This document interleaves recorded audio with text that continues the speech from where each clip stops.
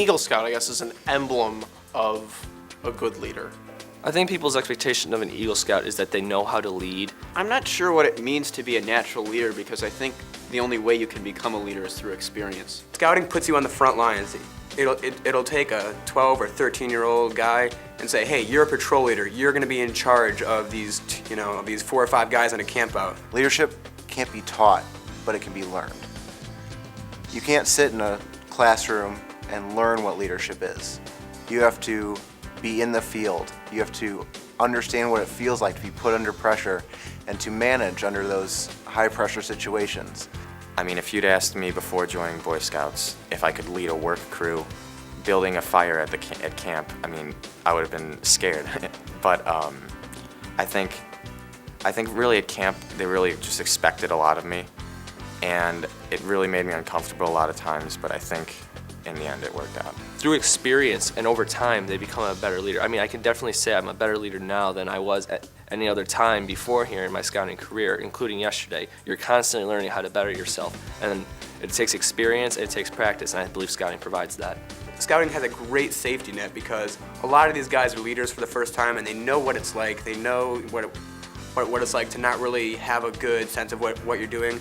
And you know that your friends, they're not going to, backlash on you. Having a group of guys that you know and that respect you can really help develop leadership skills, because as you lead them, they listen to you, they take your cues, and it just develops good skills. I've thought a lot about being a role model.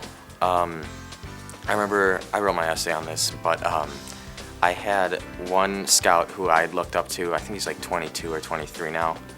And I went to his Eagle Project when I was like 14. And he came back and came to my Eagle Project, and I just thought that was really cool.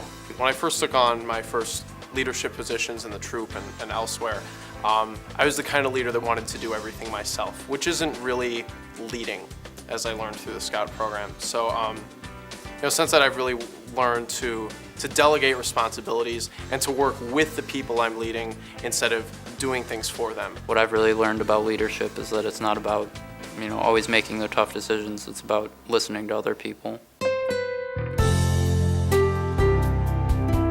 Saying you're an Eagle Scout implies something about who you are, and there's standards that I feel that I need to uphold now. And I really think that being an Eagle Scout is a lifelong journey. You can earn it before you're 18, but you're an Eagle for the rest of your life. There are so many people before me that have set this bar of what an Eagle Scout is and what it takes to become an Eagle Scout, and it's a challenge to continue on the road and strive to be the best that you can be, to continue on the high prestige of the Eagle Scout.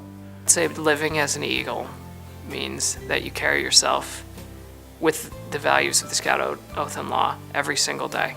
When you say the Boy Scout Oath, you say, I want to do my best to live up to the Scout Law.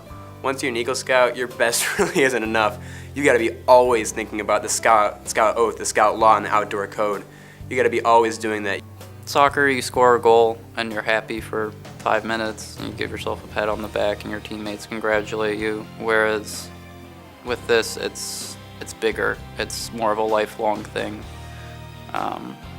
If I took home a state title with Loyola Academy this year, it'd be something that I would remember, but I don't think it would have as much of an influence as becoming an Eagle Scout has. By achieving the rank of Eagle Scout, it's the end of your educational journey on learning how to do it. And it's the beginning of just living the way you were trained.